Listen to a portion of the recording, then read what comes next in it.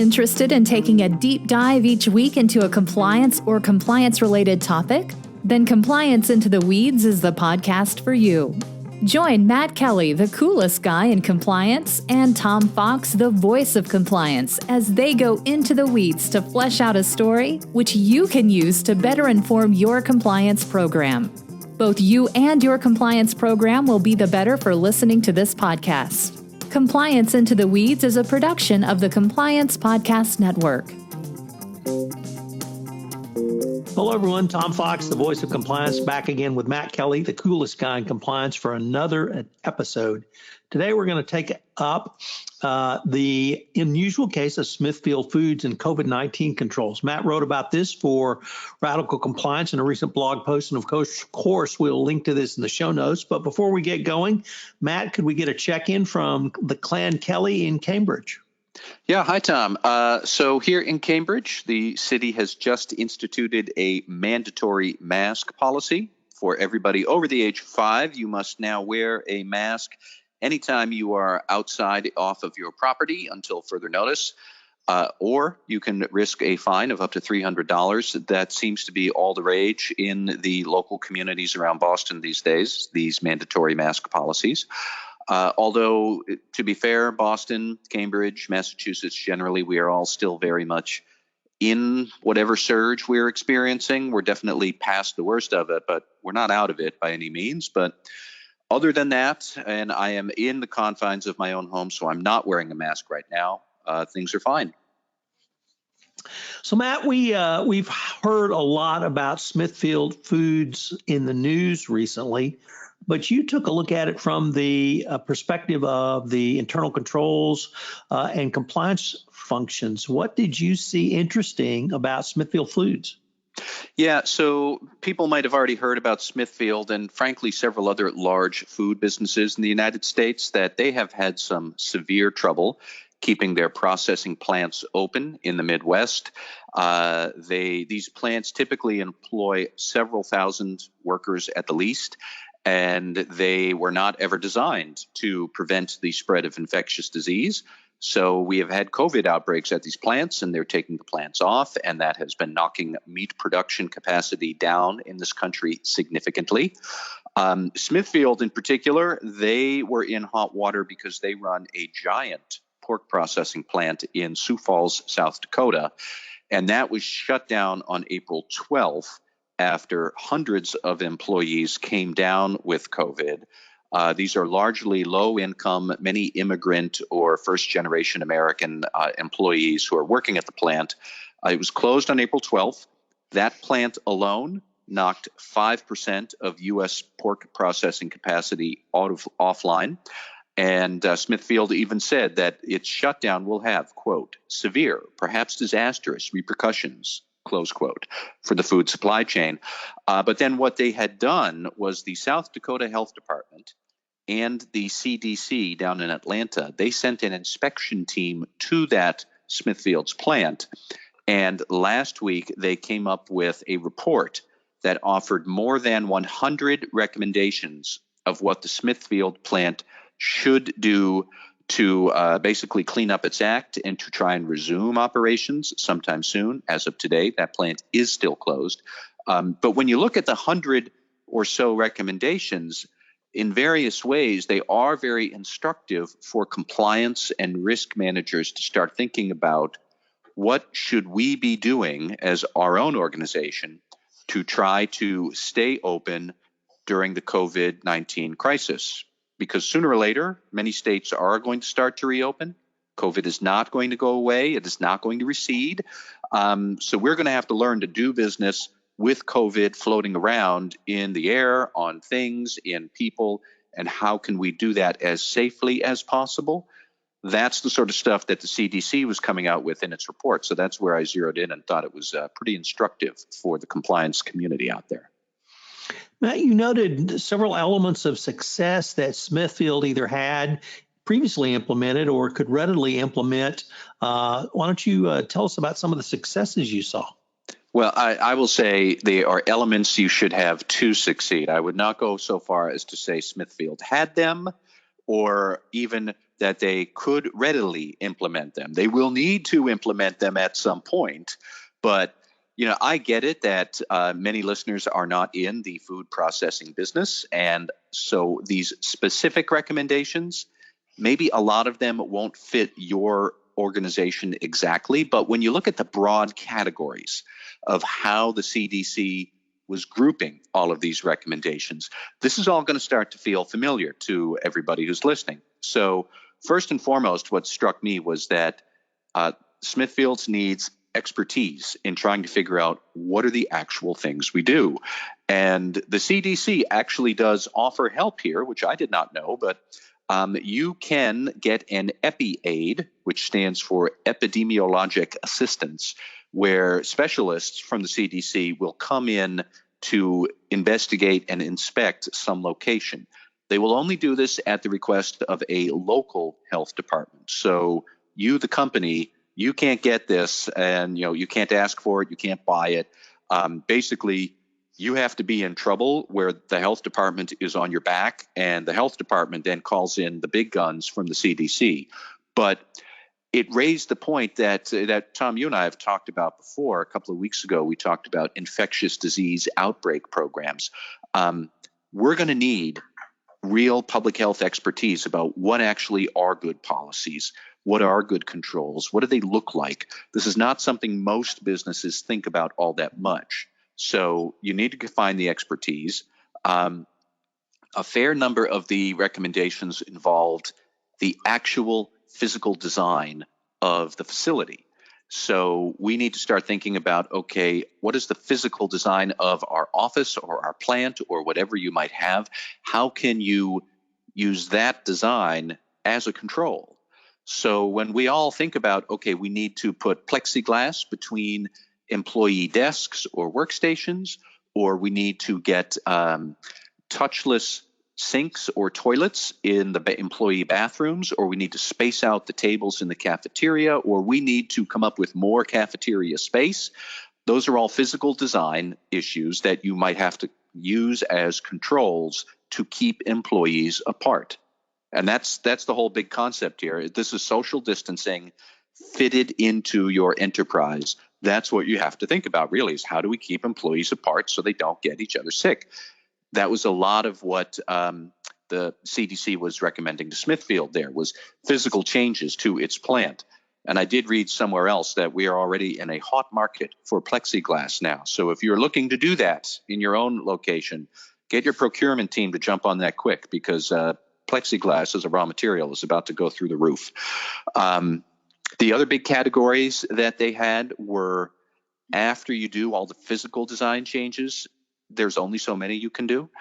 You're going to have to think about what are the policy changes that we might make as a control to keep employees apart. So now you're thinking about sick leave time. You're thinking about flexibility around when people can arrive, when they can leave, when they can take their breaks. Smithfield was flagged for having a steady start time, which created a bottleneck of employees showing up for their shifts. So you have to think about, do we stagger shifts in a new way? Do we create more shifts that overlap so we have fewer people checking in at any one time, even if we have more start times across the course of the day? And I can only imagine how difficult that is to put in operationally at a big plant like Smithfield. But this is the sort of stuff we have to think about. And then, some of the other things were like temperature checks for employees. That's not a design control. That's a policy control. Are you going to do that? Are you going to have hand washing requirements? Other policies that might change employee behavior.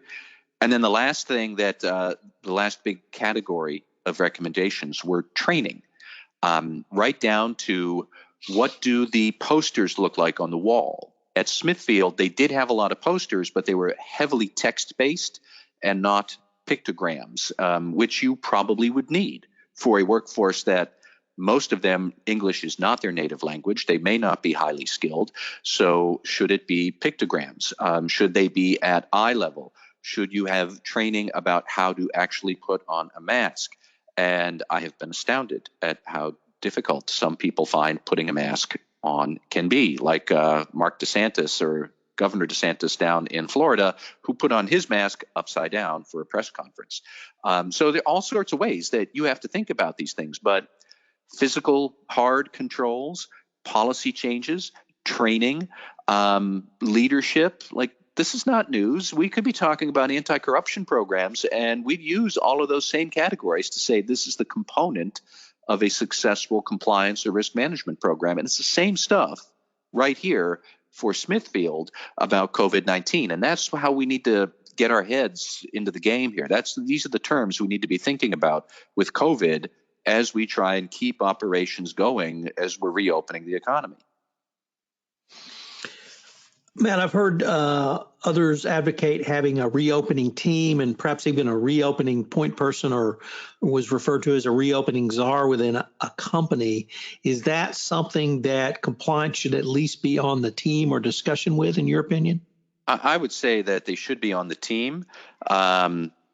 When we think about things, any programs related to COVID. So first we were talking about pandemic responses. Then we were talking about IDORPs and the infectious disease programs. Now we're talking about reopening. They're programs. They need to have a team. I would not recommend a czar, because what have we always said about FCPA compliance since times of yore? Compliance should not own the risk. Well, if you have a czar, that person owns the risk. I'm all for a smart structure and good execution of the plan, but you really need to bring together a team that can appreciate, how's this really going to work at our company? What policies make sense? What policies won't work? Plenty of times we see czars show up with grand plans, and then the workforce actually says that is never going to fly in the real world. This is not the time to repeat that sort of flawed experiment and reach the same bad outcome. So I would think, compliance or audit or risk or all three, they should be on the team, but it should be a team. Yes. Man, you end your blog post on a much near and dear to my lawyer heart with a cautionary note about potential risks, legal risks for companies that they may not have faced before. And this is not related to employees getting sick. This is not even related to infection of potential food sources. It is a public nuisance. Could you explain that a little bit? Yeah, this was interesting. So this is an issue that is cropping up at a separate Smithfield processing plant in Missouri, where those employees there filed a lawsuit against Smithfield last week. They claim that Smithfield's failure to take safety measures at the plant to keep them healthy creates a public nuisance, because then they do get one coworker gets sick from another coworker, and then they go back home and now they're infecting the public. So the failure to appreciate this risk in your physical workspace creates a litigation risk for your company, because it could be a public nuisance.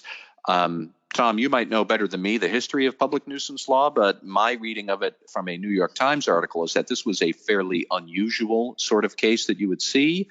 But there are case histories here showing that, yes, a public nuisance cannot be allowed to exist. So what parties are responsible for it? What are their duties to try and prevent it? If the public nuisance is a communicable disease that is originating because of your poor standard of care in your company, do you have a potential litigation exposure there? Clearly, the Smithfield employees think yes. Smithfield says no. I'll be curious to see how that case goes in court. But really, this is an old issue, which is management versus employees complaining about the work environment. That's nothing new. But COVID changes the nature of what the discussion is to bring a new type of risk into it, which is a litigation risk over the public nuisance law. So it's the sort of thing that you really have to think about, but it does drive up the importance of getting all of this right.